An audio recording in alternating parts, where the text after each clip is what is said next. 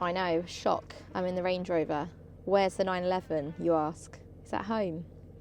We thought we hadn't given this a run in a while because it's become the lesser of the, well, it's not the favourite child anymore. You're not meant to have favourites, but when you get a new car, it's exciting. To be fair though, coming back in this today, I was like, oh, I do really love it. And there's so many reasons why I love it. But anyway, welcome back to the channel. I hope you're all doing well. Welcome back to another Lucy on cars, in cars, whatever you fancy. Before we get into this video, if you have an Instagram account and you'd like some more updates, more behind the scenes, more car themed things, you clearly like cars if you're watching this, then follow my Instagram at Lucy on Cars. Do you want me to plug yours as well while I'm here, George? No? Do you want me to? All right, there's George's one as well. He's taken it upon himself to make a rather aesthetically pleasing account just on the 911. So if you're into Porsches, get yourself over there as well. Give us both a follow. And if you're new to the channel, please subscribe, because I think around 60% of people that watch the videos aren't subscribed. So huge shout out and thank you to the 40% of you. You know who you are. If you're not subscribed, it's totally free. You can just literally click the button and it really helps me out. So enough about me, enough asking for things. More about this car. So I believe a lot of people watching the channel are watching because, I mean, some people might just watch any video I put out because I just ramble about different vehicles. Other people might be more specific to the car. So for example, a lot of people are now looking for 996s because of my videos, which is crazy that someone might buy a car because I've influenced them to do so. Can't get my head around that. But also I think with these as well, a lot of people have got like the Range Rover bug because they see how much I love them in my videos and they're kind of wanting to see what it's about for themselves. So if that's you, if you're considering buying one of these, this video is for you. Or if you want persuading not to buy one, perhaps this video is for you, because I'm going to give you a very simple, laid out opinion today. We've got 3 reasons to buy, 3 reasons to avoid, like the plague. We're going to go for a little drive, we're going to have a chat. I've had this car now since, I bought it in Scotland. Well, I didn't buy it from Scotland, but I was in Scotland. When we were in Scotland, was that May? In May. So I think I got the car sort of, was it like June or was it May? I can't even remember. So I've had it for a fair few months now. I feel like I know the car very well. If you don't know, it's a Land Rover Range Rover L322. It's a 4.4 litre TDVA, 2011. We're on a whopping 159,569 miles, which if you know these, it's not actually that high. So if you're watching thinking, Lucy, we know you just buy it and don't care if it goes wrong because you've got unconditional love for the car, I'm going to try today to be more on the fence, be more diplomatic and have an actual opinion instead of just saying, I love them. You know these cars go wrong, you know they've got problems, they're expensive to fix, they're an expensive car new, so of course if they go wrong, the bill is going to be hefty. So I'm very much aware of that, and I'm going to be trying to be both sides today and either convince you to or not to buy. Very Shakespearean. So anyway, let's drive and get on to point number 1. And to be honest with you, I haven't really figured out exactly what I'm going to say for each point, but I've got a rough idea and I'm just going to talk and see what happens, because that's how I like to do these videos. I'm not a scripted kind of person. So let's go for our drive, get out of this horrible car park with public toilets behind me. I don't know why I picked these beautiful locations for filming. So as you can see, we need a bit of fuel. So we'll probably get that a bit later on, but for now, let's go for a nice little drive. And have a chat. So, or a negative could be the height. I can't actually get underneath most of these unless I'm in access mode, but that's fine. That's why we have it, our lovely air suspension. So, positives. We're going to start with positives because I think that's a bit more boring to talk about positives. I like talking about negatives because I'm a negative person, you see. No, so I think one of the main things I love about this car is the fact how much car you get for your money. So I paid, what did I pay? Was it 8 or 8.5? I can't remember for this. And it was probably worth closer to 80,000 new, and that wasn't that long ago. So the depreciation is absolutely insane. Very frustrating if you bought it new and you owned it now. I'd be very annoyed about that. But as someone who's picked it up many years later, I'm sort of reaping the benefits. So this car feels so luxurious and it's so lovely to drive. It's so smooth. You don't feel anything over the bumps. The seats are lovely. Steering wheel feels great. It is a really luxurious car. It looks great on a farm. It looks great outside a fancy hotel in London. It's got such a nice kind of regal feel to it. It is kind of crazy to me how cheap you can pick these up for. And I know they're going to cost money, and it's not a cheap fix if they do go wrong or when they do go wrong. But for the initial cost to buy one, I think it's amazing what you get in return for that. When you think about what else you could buy for 8 grand, I feel like nothing quite has the presence this has on the road. You're so high up, visibility is incredible. I just think you're getting a huge amount for 8 grand, and I know you can pick them up for even less than that. Obviously we've gone for the 4.4, so that makes it a bit more expensive. But yeah, I think that is a huge pull for me. Another reason, another positive, the capability and the ease of owning one. So it's very much a car that it's good in any situation. It's amazing for giving people lifts because there's so much space. You can take it on countryside walks with your muddy boots, chuck them in the boot. You've got the little tailgate that pops down. I can't think of the word that it is. What's it called? Split tailgate, thank you. It's got the split tailgate, so you can sit on there, pop your boots off, chuck them in. You've got your rubber mat. It's just an easy car to do that with. If there's a bit of uneven road, or there's not much clearance, or there's a bit of sort of like off-road, I mean, this obviously can off-road as well, but I mean like everyday driving. If some cars you think, oh, I wish I was in the Range Rover when you're driving it. So you've got amazing clearance and you're not like slippy and sliding around on any mud. It just sort of sticks. Fantastic capability. It's big, there's space for everything. We've got a 2-year-old at home, kids come with stuff, car seats are big, got a huge boot, loads of space. The rear seats, we've got reclining rear seats. It's so much comfort for passengers. You've just got ample space. There's no issue with space in this car. It's a sort of car where, I don't know, you pick up something from Facebook Marketplace, you're not worried if it's going to fit or not. You don't need to hire a van, just pop it in here and we're normally pretty good to go. And the third reason is community aspect of owning one of these. So when you buy one, you become part of this, like, I don't know, it's quite amazing. You feel like you're part of this thing, and the owners of these generally just love the cars, look after the cars, and understand, they get it, that you're part of this thing is like that is full of, that's like like-minded people. There's hundreds of Facebook groups. If you've ever got any sort of query or question or anything, there'll be literally hundreds of people that can help. Parts are readily available. There's a lot of like aftermarket parts as well if you didn't want to get like the genuine parts. It's not like you've got this rare specimen and you can't get anything for it. It's pretty easy owning one of these, and the people that do own these are like genuine enthusiasts. If you want to go even further, there's meetups and things like that. It's just a huge community and it feels nice being part of that. I mean, I know that sort of thing isn't for everyone, but I really like it. So as I said, I have acquired a new vehicle. This is the 5th vehicle in our household now. Please meet the robot standing behind me. So this right here is the Mammotion LUBA 2. It's an all-wheel drive machine. I mean, mowing the lawn is one of my least favourite jobs in the world, and the fact that now we've got something that literally can do it for us. We don't have to argue over who's going to mow the lawn now, George. This is amazing. So we're getting some nice grass lines in already. You can see our little before and after.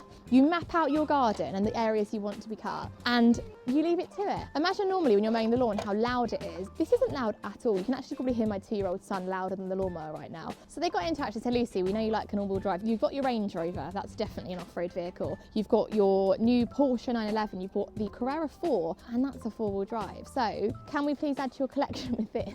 They got in touch basically to sponsor a video, and I just thought it was a very, very cool gadget. It's definitely something that's just ticked a huge box in our lives. We no longer have to mow the lawn. How amazing is that? There's obviously no perimeter cable. It can go up 80% gradients. It can go up a very steep hill. It's got a nice wide 400mm cutting width, and it's also got intelligent obstacle avoidance. It's got a multi-zone and no-go zone management system. So for example, kind of lost a bit of the grass around the corner, so we don't need the grass cutting here. So you can like do zones that you wouldn't want it to go near. And I'm thinking, imagine if you've got a huge garden and you no longer have to worry about the lawn. You can just map it out once and then it's done, and it's just sort of there doing its thing, and it's literally like a pet. It's really bizarre. It's got 3D vision and enhanced RTK positioning, which basically means that in areas that might be obstructed by trees or rooftops, it's got this uninterrupted workflow, unaffected by varying light conditions, and the setup was pretty straightforward as well. This is the docking station, so it's a little house. You can also get a garage as well that you can build over it, as well as solar panels to charge it. So you've got loads of good options here, but for now we've just set it up like this in the garden, and then this is a thing that gives it its satellite positioning. So leaving you with this beautiful before and after behind me. If you are interested in checking out for yourself, there'll be a link in the description where you can have a look on their website. So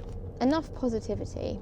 Now on to the negatives. And to be fair, when you actually start thinking about it, there's probably more than 3. So I would say quite contradictory really, because I've just said how cheap they are. The first thing would be the cost of running them. So the tax is like $750 a year. Insurance is expensive. We've got 4 cars on an Admiral multi-car, and this car takes up over half of the total amount our insurance costs a year. So it's like $650 or something for the 2 of us. Fuel is a lot, really rubbish MPG, but it's a 4.4 litre V8. You're not buying this to be an economically viable choice. Like, it's not for that, so it's a negative really, but no one's buying this car thinking, oh, it's going to save me lots of money, because it's not. Obviously, if it does go wrong, it is expensive to fix. Tyres are expensive, servicing's expensive, parts are expensive, especially the genuine parts. The genuine parts are crazy, and the labour, because a lot of people don't even want to work on these. They'll see it and go, oh, I'm not touching that. We've had quite a few people sort of turn their nose up at garages saying, oh, what have you bought that for? And a lot of the labour also is quite extensive. Often it'll be that you've got to take this out and move this around to get to that part. It's not particularly straightforward, so you might have to end up going to specialists, and that might be more expensive as well than like a generic sort of all-rounder garage. It is expensive, but like I said, you're not buying this to save money. You need to remember that it is an 80 grand car that you're maintaining, despite the fact that it costs you 8,000 today. So to name a few sort of common faults that might come up, turbos, £3 or £4, I wish, £3,000 or £4,000 a go to replace, and that's a pretty common one. Rust is a huge thing. It's like a bit of a can of worms. It's almost like you'd rather not look.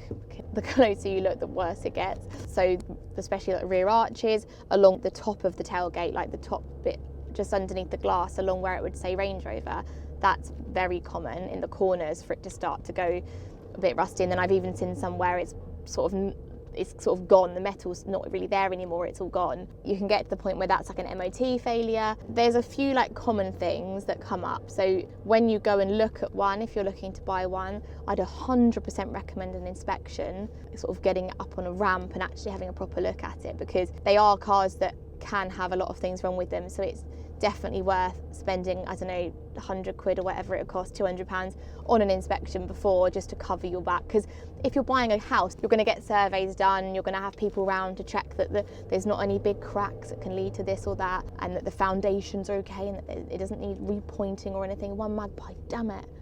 So the next negative, this one I don't know, I'm actually struggling to think of the next negative. I said I've got lots, but I've kind of put them all into the first one. A bit of a weird one. It is very big. So if you struggle driving big cars, if you live in a road where parking isn't good, if you, I don't know, are incredibly short, it might be an issue, or a bit of a frustration having this car. And I mean, I'm trying to think of a negative here, it's a bit random. If you're not sure on the size, go and try one out, because they are very big. They're a lot bigger than, I don't know, than any other SUV you really see on the road, or most other SUVs. So if you're thinking it's like similar to, I don't know, maybe you've got something at the moment and you're thinking it's similar size, they are big, they are chunky. But not to be too positive because we're in the negatives, the visibility is great because it is very box-like at the back. So it's a straight line down. It's easy to park because you can see that glass right there. You know that's where the car ends. It's not like it's got any kind of curves or bumps at the end of it.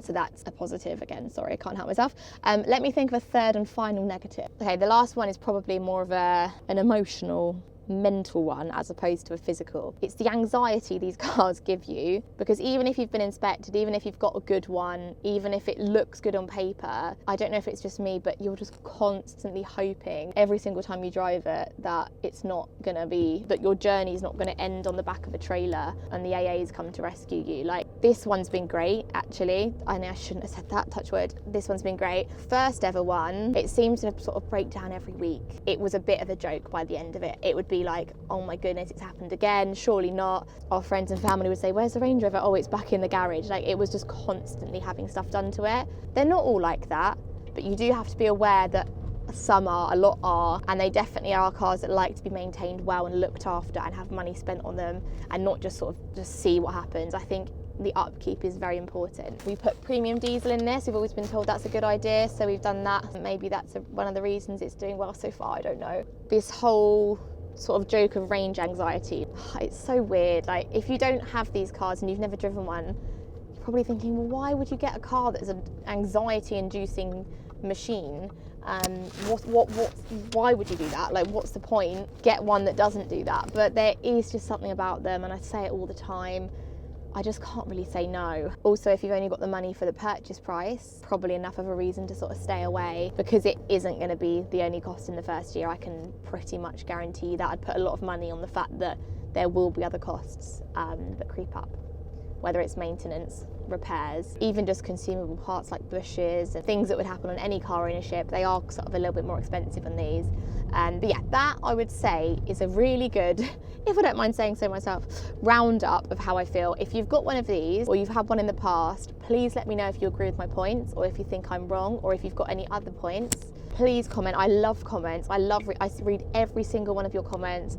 I get back to loads. I normally upload on a Friday or Saturday, let all the comments come in, and then Monday morning I'm on there like going through all the comments and replying to them. And often by the time I'm at that point, loads of you have started arguing with each other in the comments, which is brilliant.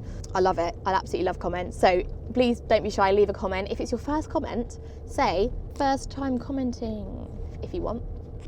Don't know why, but I think it's quite fun commenting on a channel for the first time. Okay, George is insisting he films me through the windscreen, so I hope you enjoyed that cinematic shot. I've got some very exciting news to share with you soon. Oh, my microphone's inside here somewhere. Oh, it's up there. Sorry. Learning to drive in a new BMW. Bloody hell. Oh, let's drive in a Fiesta and a Mini. I had 2 different driving instructors.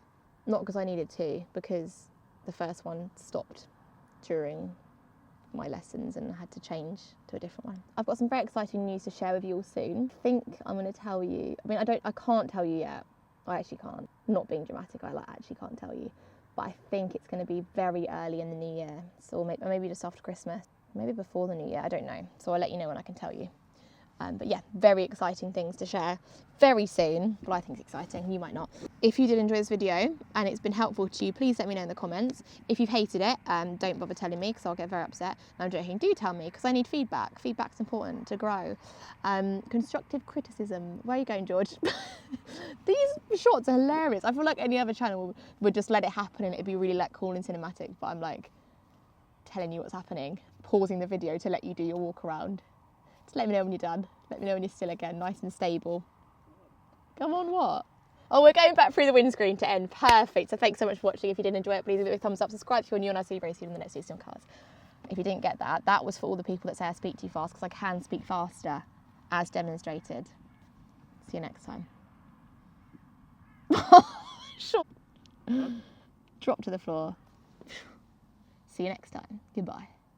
Oh, am I back again? Are you all feeling very dizzy now? How about a swipe? Ready? See you next time. Goodbye.